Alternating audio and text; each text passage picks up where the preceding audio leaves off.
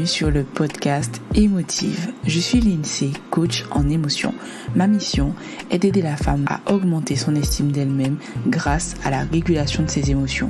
Ici, on va parler émotions, évidemment, femme noire et mindset pour que tu réussisses à exploser tous les plafonds de verre que tu te crées. Tu es forte. Tu es puissante et tu es capable. Voilà ce que je veux que tu retiennes à la fin de chaque épisode. En attendant, je te laisse me rejoindre sur Instagram. Je te mets le lien en description de l'épisode. Bisous!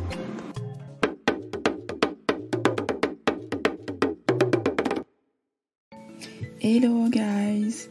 Avant de commencer l'épisode, on va lire un petit avis. Donc c'est l'avis de Julie qui dit « Premier épisode au top, j'ai hâte de découvrir la suite. » Merci Julie pour ton avis. Depuis que tu as déposé ton commentaire, il y a eu 4 épisodes depuis, donc j'espère qu'ils t'ont plu. Toi aussi, tu peux laisser un avis et 5 étoiles sur ton application d'écoute préférée pour aider le podcast à se faire connaître. Maintenant, place à l'épisode. Si je te dis « Tu es trop susceptible, on ne peut rien te dire. » Ou « Tu prends tout ce qu'on te dit en mal, on ne peut pas faire de blague avec toi. » Ou encore, tu pleures pour tout et pour rien, etc., etc. Des phrases dans ce style-là.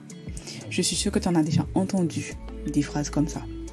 Alors aujourd'hui, dans cet épisode, j'ai envie de développer le fait que quand on est hypersensible, il y a plein de phrases, remarques, pensées limitantes. Et c'est quelque chose qui n'est vraiment pas évident à vivre au quotidien. Donc finalement, tu te renfermes sur toi, tu te dis que tu n'as pas le droit de laisser sortir tes émotions puisque tu te feras juger ou moqué par ton entourage. Ça peut être une situation qui devient vraiment lourde en fait à gérer pour toi sur le long terme. Donc tu commences à te déprécier, à te dire que tu ne dois pas pleurer pour si peu ou que tu ne dois pas ressentir ou sinon que tu dois t'empêcher de ressentir pour que personne ne sache ce qui te fait du mal. Donc tu commences aussi à te dire que tu fais peut-être une montagne de ce que tu ressens, comme si tu dramatises. Donc tu as envie de te comporter comme on attend de toi ou comme d'autres pourraient le caractériser entre grandes guillemets comme une personne normale.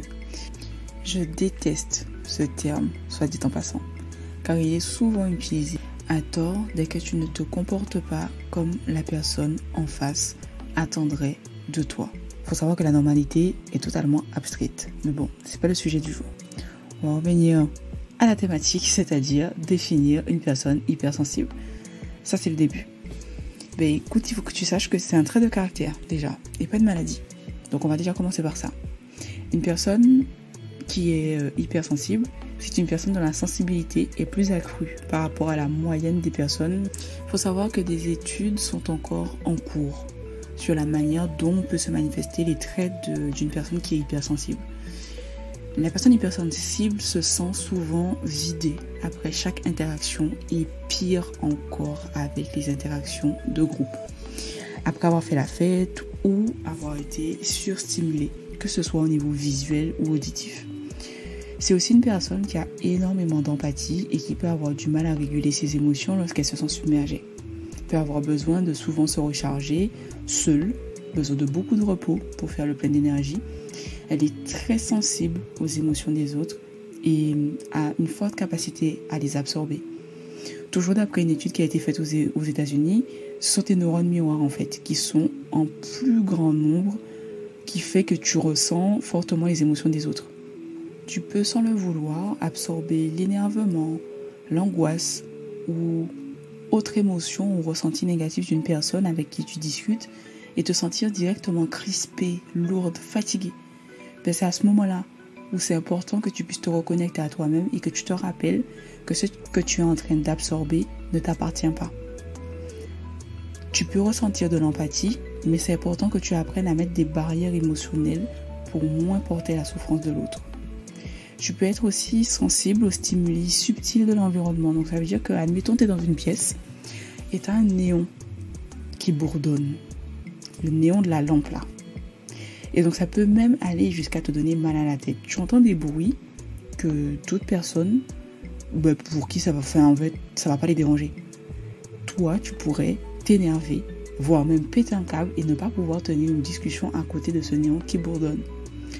Une personne qui t'observe, elle peut se dire mais elle exagère un peu, c'est un tout petit bruit que moi j'entends à peine, voire que j'entends pas. Donc pourquoi elle réagit de manière aussi excessive? Bon là je t'ai énuméré quelques petits points, mais la liste elle pourrait être encore longue. Donc après, c'est à toi de voir, en tant qu'hypersensible, quelles sont les choses que tu pourrais rajouter ou enlever à cette liste. Maintenant, comment peut être perçue l'hypersensibilité par ton entourage? Bon, alors là, ça, je m'adresse aux personnes qui ont des hypersensibles dans leur famille. C'est pas toujours évident de pouvoir expliquer à son entourage ce qu'est l'hypersensibilité et la manière dont on la vit. Mais un climat apaisé et sain peut aider à se livrer si la personne concernée sait qu'elle ne va pas être jugée pour sa manière d'être. On vit dans un monde où la sensibilité est considérée comme un signe de faiblesse. Or, je pense qu'il n'y a pas plus forte qu'une personne qui est connectée à ses émotions. Une personne qui fait du mal aux autres ne se rend pas compte à quel point elle, par contre, elle est vulnérable. Toujours dans le cas où tu as un membre de ta famille qui est hypersensible, le fait d'apprendre à ne pas juger ce qu'on ne comprend pas est quelque chose qui pourrait t'aider dans ta relation à l'autre. Parce que c'est pas parce que l'autre a un sentiment, un comportement ou une personnalité différente qu'elle est bizarre. L'hypersensible apprend à vivre avec sa personnalité et souvent se suradapte aux autres en faisant énormément d'efforts au quotidien, sans que les autres le perçoivent bien souvent. Alors c'est tout aussi important que l'entourage, les amis, les proches apprennent eux aussi à s'adapter à la personnalité d'un hypersensible. Si tu es parent et que tu te rends compte que ton enfant est hypersensible, son bon développement dépendra de ta réaction face à ses émotions. Exemple, un enfant qui est très sensible et qui grandit dans une famille où la sensibilité et le respect des sentiments de l'autre et de sa personnalité sont valorisés, cet enfant-là aura un autre rapport à son hypersensibilité comparativement à un enfant dont les parents sont dans l'incompréhension totale de sa personnalité. Lui, par contre, il aura plus de probabilité qu'il soit un enfant difficile à vivre et perturbé dans un environnement quand cet environnement ne lui est pas familier. Mais comment apprendre soin de toi, même si les avis externes disent et te font te sentir bizarre ou à part quand toi tu es hypersensible? Mais déjà, tu peux apprendre à te connaître. Apprendre à connaître les points où toi tu es hypersensible, si c'est par rapport au bruit, si c'est la lumière, etc. Note ces points-là. Une fois que tu sais à quoi tu es hypersensible, apprends à savoir où se trouvent tes limites. Parce que respecter tes limites et prendre la décision de te protéger, c'est quelque chose de très important. Et ça, personne ne pourra le faire à ta place. Ça peut te paraître dur, ce que je vais dire, mais tu dois aussi apprendre à être ta priorité. Et parfois, laisser les gens gérer leur souffrance. Être triste pour l'autre, c'est ok, mais sans vouloir porter sa charge. Rappelle-toi que tu as déjà ta propre charge et tes propres stimulations quotidiennes à gérer. Tes propres préoccupations quotidiennes, tes besoins. Et ajouter à ça la charge des autres, ça peut te rendre malade. C'est pour ça que souvent, pour une personne hypersensible, c'est super difficile de faire la part des choses entre ce qu'elle ressent pour elle-même ou ce qu'elle ressent par rapport à la souffrance des autres. Rassure-toi sur une chose, être hypersensible et bien dans sa peau, c'est possible. Je suis moi-même hypersensible et j'ai longtemps vécu avec un sentiment de honte. Parce que dans cette société-là, en gros, quand tu es hypersensible, tu as un problème. Et je m'en voulais de ne pas être comme tout le monde. Je comprenais pas pourquoi j'étais si souvent fatiguée, par exemple, ni pourquoi je préférais largement lire un livre que faire des sorties. Je vais t'avouer un petit secret. Parfois, il y avait des sorties organisées quand j'étais adolescente et j'étais en mode ouais, je vais demander à mes parents. Bien sûr, je demandais même pas. Après, j'allais dire non, mais mes parents, ils ont dit non. Pardon, mes parents, si vous écoutez cet épisode. Je me rappelle encore la première fois où j'ai été en consultation chez un médecin et il m'a informé que je suis hypersensible. Mais il m'a lancé ça en mode comme si c'est un étiquetage. Non, mais vous êtes hypersensible, vous. Ok, monsieur, merci pour cette information, mais je suis repartie perdue parce que je ne savais pas du tout ce que ça voulait dire. Et le ton sur lequel il me l'avait dit à l'époque, c'était un peu péjoratif, tu vois, comme si être hypersensible, c'est que je pars avec un handicap dans la vie ou que j'ai une maladie, quoi. Bon, j'ai vécu le reste de ma vie sans trop y penser jusqu'en 2020.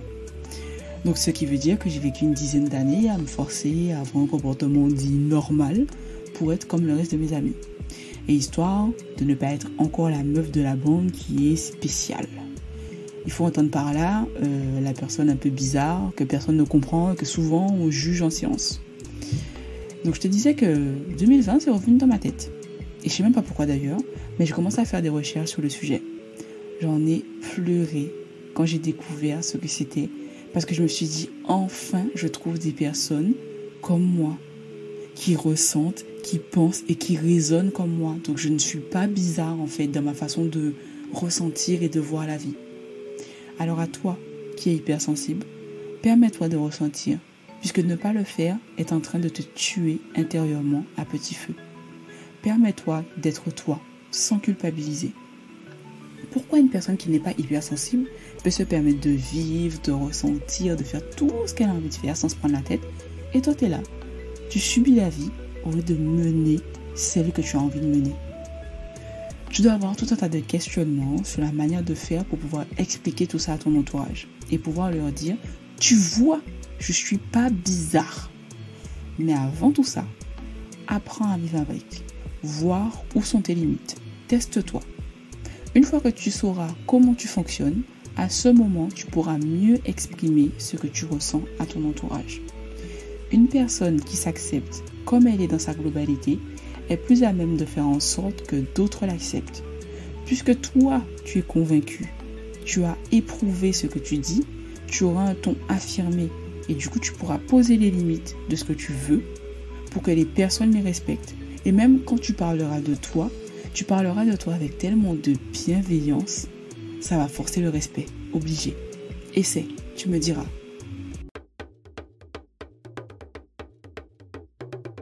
On est à la fin de cet épisode. Merci de m'avoir écouté. Surtout, s'il t'a plu, partage-le à une copine en lui disant « Non mais meuf, j'ai trop pensé à toi sur cet épisode, faut trop que tu l'écoutes. » Tu peux aussi me laisser 5 étoiles et me donner ton avis. C'est peu pour toi, mais c'est beaucoup pour m'aider à faire découvrir émotive.